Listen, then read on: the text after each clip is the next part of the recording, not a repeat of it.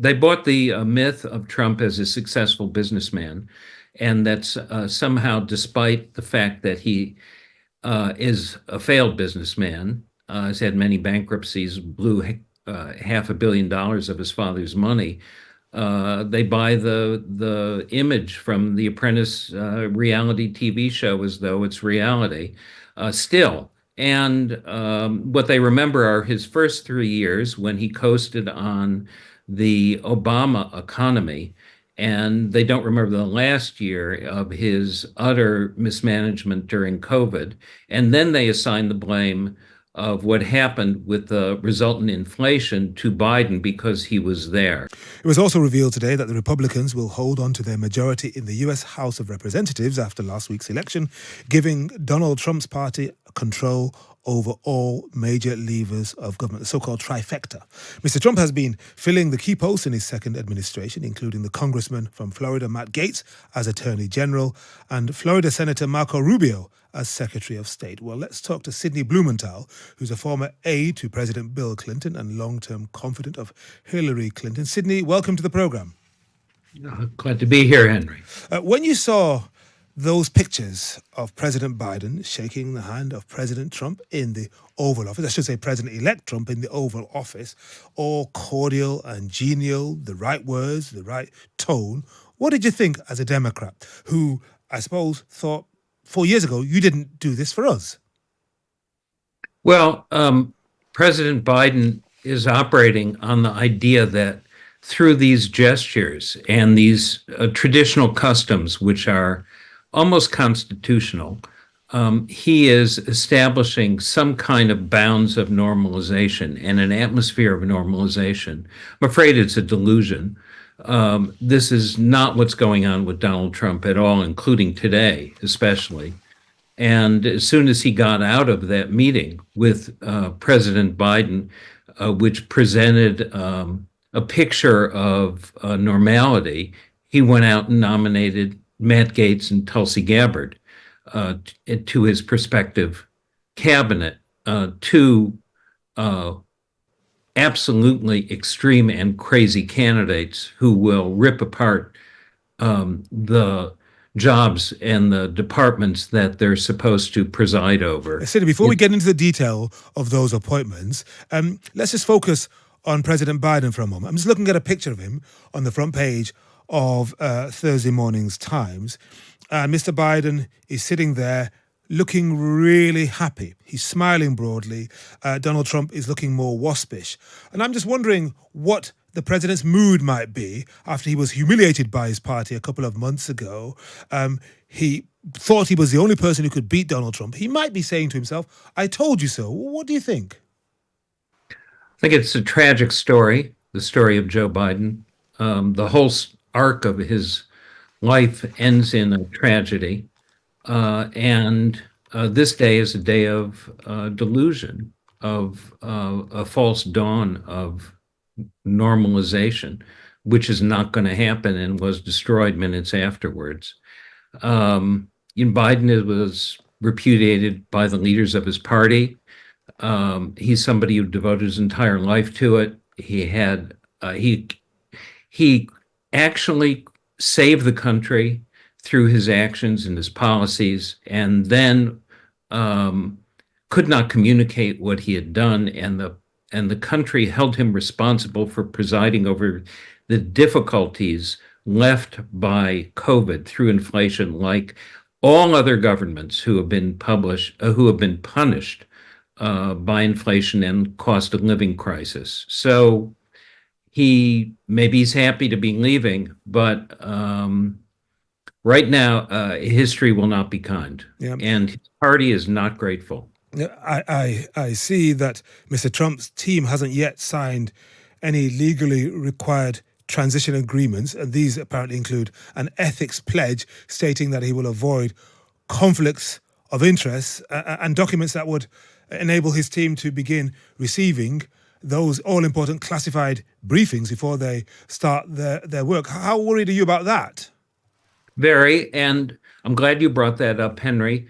Trump's transition starts on exactly the note that is symptomatic of Trump. It's an illegal transition. He has not signed the required papers um, by law for a proper transition. And I would suspect the reason is he doesn't want to declare the money he's getting for his transition. We don't know what sums of money he's getting, including from various foreign sources, which he is pocketing himself. Nor do we know anything about the inaugural committee that he's creating and the amounts of money that he's accruing for that. So the grift has begun at the very beginning. You say the grift has begun, Sidney, but doesn't this underline that Michelle Obama's mantra of when they go low, we go high doesn't work? Donald Trump was able to push his agenda, the people lapped it up, and they thought the Democrats were weak and woke. And in your challenge to Trump during this lame duck period, well, it's proven, isn't it? You guys are rolling over. Well, the Democrats were the incumbent party and held the presidency, and as I said, were held responsible for the spike in inflation that occurred during COVID. And like all other governments, they were punished for it. And in a way, Kamala Harris was doomed because she was the vice president of that government and was held responsible for it, regardless of what she did. And people can assign various reasons in the blame game and the crying game. But that's over now because we're now dealing with Trump's very rapid contempt, rage, and revenge through his appointments and what he intends to do to rip apart the very inner workings of the U.S. government and its rights and values. What do you think the likes of the Florida Congressman Matt Gaetz, if he gets through the confirmation process in the Senate, what do you think his agenda will be if he becomes Attorney General, or Senator Marco Rubio, Secretary of State, or Tulsi Gabbard, National Security Advisor? I mean, there's a whole range of names here. Pete Hegseth. This is a guy who hasn't run any department, but he will soon, it would appear, be Defense Secretary. What do you fear they might do? They're going to pursue Trump's agenda of retribution and revenge. It's in part driven, in great part driven by his paranoid rage against what he thinks has happened to him, which of course is the result of his own actions.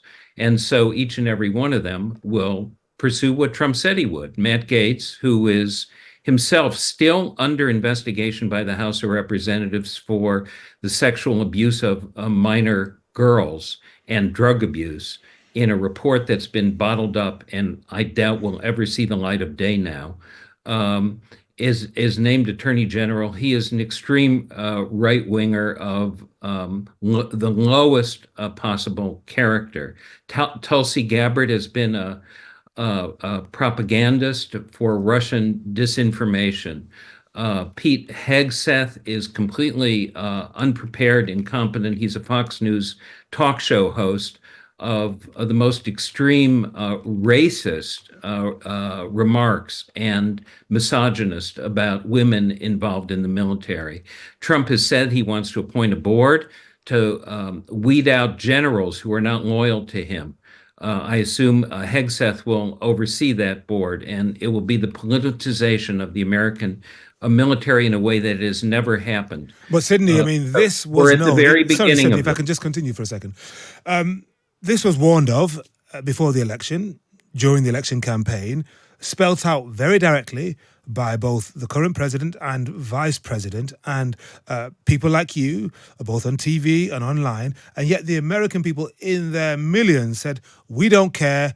We want something different. We like Trump. We felt better under Trump. We think we'll be better represented by Trump. What does that say about where the center of gravity is in American politics today and where people's heads are at, the voter out there? Yeah, the voters voted on the basis of the rise in the cost of living, which is how they interpret inflation. But it's not just about that, though, is it? It's about their feelings, how they feel when they see Biden or Harris, and how they feel when they see Trump. He makes them feel better.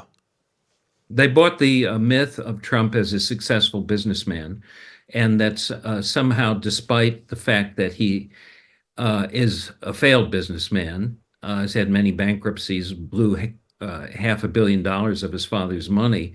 They buy the image from the Apprentice reality TV show as though it's reality still. And what they remember are his first 3 years when he coasted on the Obama economy. And they don't remember the last year of his utter mismanagement during COVID. And then they assign the blame of what happened with the resultant inflation to Biden because he was there. So I think that's the fundamental story. There's not a fundamental realignment in American politics. Um, Really? no, there is not. The What, the Democrats will shift of the pick up a Republican few Party, seats in the right? House. So go on. We did not lose seats in state legislatures. We have not lost governorships. Um, so this is not at all like 1980 when there was a conservative realignment. When we lost 12 senators, there were dozens of seats lost in the House of Representatives. This is nothing like that. So even But though hang on, it Sidney, a guy lost, who it's tried not a to realignment. overthrow or tried to block the smooth transition of power on January the 6th, 2021, it should have been toast, should have been history, but he's not. He's back with a vengeance, and the American people have voted for him decisively. They have shifted. The Republican Party has shifted. Doesn't that mean a realignment of politics? Well, I hazard the opinion that had he announced these cabinet names during the campaign, he would have lost. If he Really? had loaded the name of Matt Gaetz, who is a accused, alleged sexual predator and drug user, Tulsi Gabbard, Russian propagandist, Pete Hegseth, utter incompetent and demagogue. If he had attached them and those names to him and personified his threats, then I think we would have had a different outcome. But now we will go forward, and this is just the beginning. We are yet to see the full attack based on the mass roundup of millions, supposedly, of migrants and how that works, and the further attacks on the so-called enemies within, as Trump has declared them, his All right. critics. Sydney, thank you very much indeed for joining us. Sidney Blumenthal, former aide to President Bill Clinton and long-term confidant of Hillary Clinton. Thank you for joining us on Times Radio.